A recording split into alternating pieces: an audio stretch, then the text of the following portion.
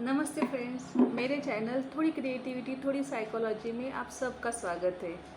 अगर आप rented house में रहते हो, बार बार सामान शिफ्ट करना पड़ता है और उस झंझट में क्या हो जाता है ना कि हमारी बहुत सारी चीज़ें टूट फूट जाती है।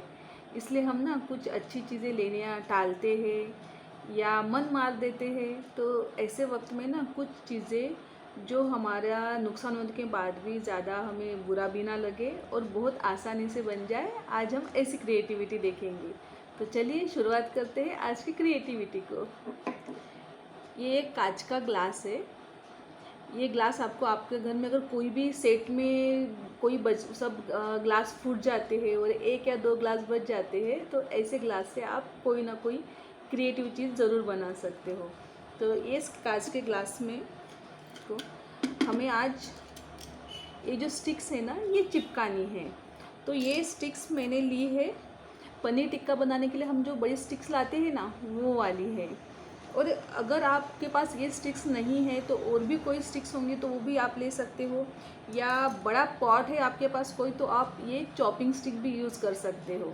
बस चॉपिंग स्टिक का प्रॉब्लम ये था कि इसे काटना मेरे लिए थोड़ा मुश्किल था, तो इसलिए मैंने सोचा कि पनीर टिक्का वाली जो स्टिक्स है वो ले लेती हूँ। तो हम सबसे पहले कोई भी ग्लू ले लीजिए और उस ग्लू से, या आपके पास ग्लू गन होंगे तो वो और भी अच्छा रहेगा। तो उस ग्लू से हमें क्या करना है, जो भी हम ग्लास ले रहे हैं, पॉट ले रहे हैं, उस साइज से हमें इस पनीर टिक्का की स्टिक्स को हमें काटना है और इस पर हमें बस चिपकाते जाना है।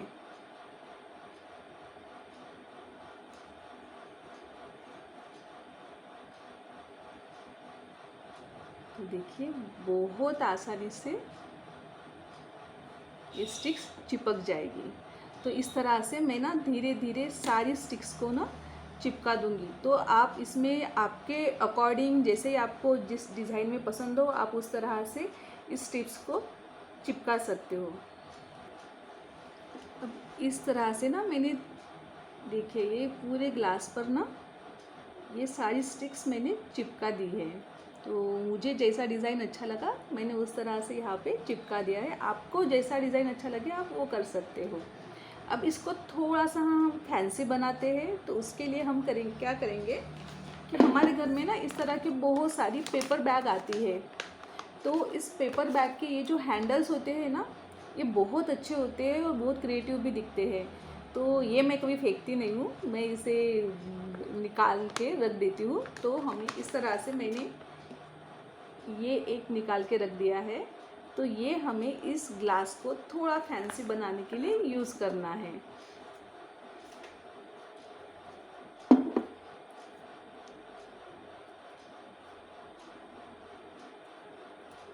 तो मैंने क्या किया ना, एक नॉट मैं इसकी बना रही हूँ और मैं इस ग्लास के ऊपर से इसे डाल रही हूँ।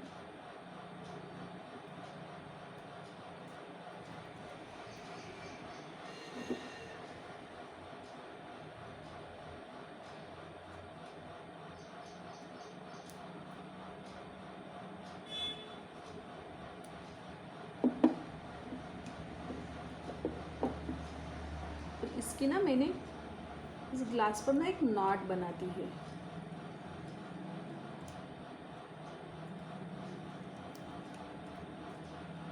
आप चाहे तो इसे चिपका भी सकते हो, या आप इस तरह से नॉट भी बांध सकते हो, बहुत आसानी से बन जाती है ये।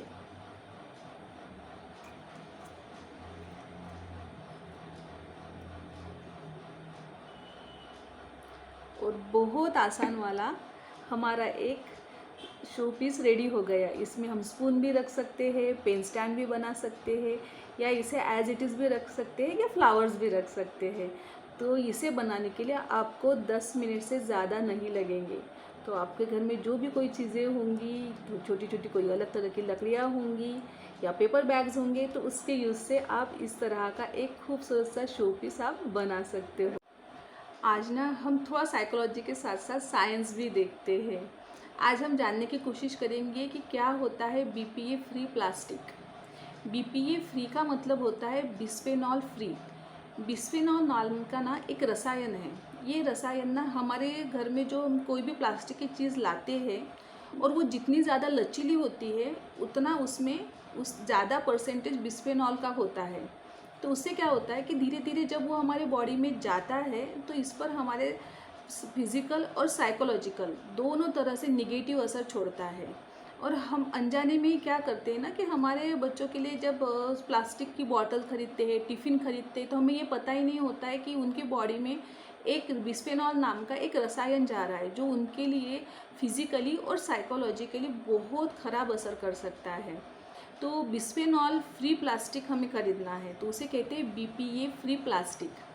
ये जो प्लास्टिक होता है ना, ये थोड़ा सा कांच की तरह दिखता है, होता ये प्लास्टिक ही है, पर ये थोड़ा कांच की तरह दिखता है और हमारी रोज़ की जो सादी प्लास्टिक की बॉटल या टिफ़िन्स होते हैं इससे हल्का सा हेवी होता है, बहुत ज़्यादा नहीं होता है। तो मैं आपको दिखाती हूँ, ये है BPA फ्री प्लास्टिक की बॉटल। तो इस पे लिखा हुआ है, अगर आप BPA फ्री बॉटल टिफ़िन आपके बच्चों के लिए ख़रीदना चाहते हो तो ये बहुत आसानी से आपको ध्यान में आ जाएगा। और दूसरी बात होती है कि आप इसे देखोगे तो ये थोड़ा कांच की तरह लगेगा, पर ये प्योर कांच नहीं होता है। तो एकदम से तो ये गिरने के बाद नहीं फूटता है, पर हाँ बहुत अगर एक दो बार अगर बहुत हाइट से गिर जाए तो डेफिनेटली ये फूट जाएगा। पर अगर बार बार ये बॉटल हमें ख़रीदनी भी पड़े तो भी हमारे बच्चों के साइकोलॉजिकल और फिज़िकल हेल्थ से ज़्यादा तो महंगी नहीं है। तो आज हम जानेंगे इसी प्लास्टिक के बारे में। बिस्फेनॉल नाम का ना एक रसायन है जो हमारे प्लास्टिक को लचीला बनाता है, इसीलिए वो प्लास्टिक की चीज़ों में मिलाया जाता है कि उससे उसका वेट कम हो और वो लचीला फ्लेक्सिबल हो जाए ताकि गिरने के बाद बार बार फूटे ना। पर ये हमारे लिए इतना ज़्यादा हानिकारक होता है कि भले हमें लगता है कि हाँ हम तो इतने सालों से इस्तेमाल कर रहे हैं, हमें तो कोई हेल्थ इशू नहीं हुआ, पर ये एक स्लो पॉइजन की तरह हमारे बॉडी में और स्पेशली हमारे बच्चों की बॉडी में जो उनकी सेंसिटिव बॉडी होती है बचपन में, उस पर बहुत गहरा असर छोड़ती है। इस वजह से ये प्लास्टिक को अगर हम लेना टालेंगे तो बहुत अच्छा होगा, क्योंकि हमारे बच्चों की हेल्थ से ज़्यादा तो कोई चीज़ हमें ज़रूरी कभी नहीं लगेगी। तो ये जो प्लास्टिक होता है ना, इसकी वजह से हार्ट प्रॉब्लम बन जाते हैं, हार्मोनल चेंजेस पर सबसे गहरा असर होता है। तो हार्मोनल चेंजेस पर जब ये गहरा असर छोड़ते हैं ना तो निगेटिविटी बहुत ज़्यादा आ जाती है कि जैसे भी चिड़चिड़ापन होना और डिसीजन पावर वीक हो जाती है, हम बच्चे गुस्सा बहुत जल्दी करने लगते हैं।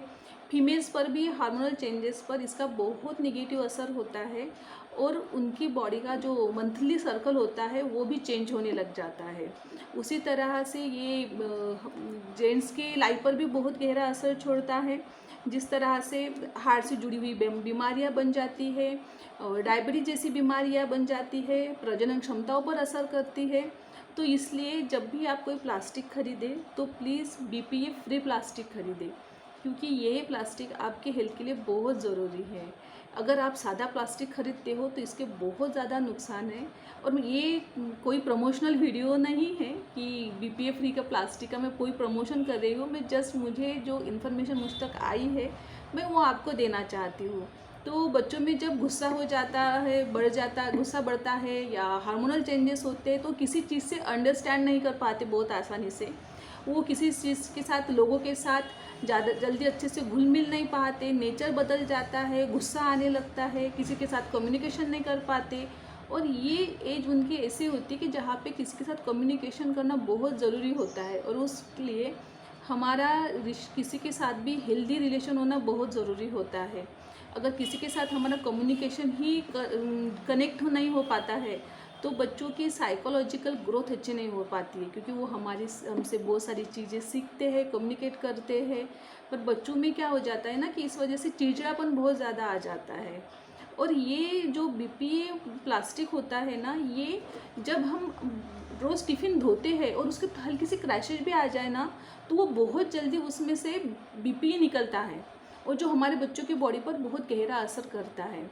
और कहीं ना कहीं ये प्लास्टिक जब हम धूप में सुखाने के लिए भी रखते हैं, कभी कभी टिफ़िन सुखाते हैं, वाटर बॉटल सुखाते हैं, तब भी गर्मी की जब संपर्क में ये प्लास्टिक आता है ना तो इसमें से उसी कुछ रसायन ऐसे निकलते हैं कि जो हमारी बॉडी के लिए बहुत घातक होते हैं। तो अगर आप आपके बच्चों के लिए अगर अगली बार कोई टिफ़िन खरीद रहे हो, बॉटल्स खरीद रहे हो तो ध्यान रखिए कि वो BPA फ्री ही हो। Thank you.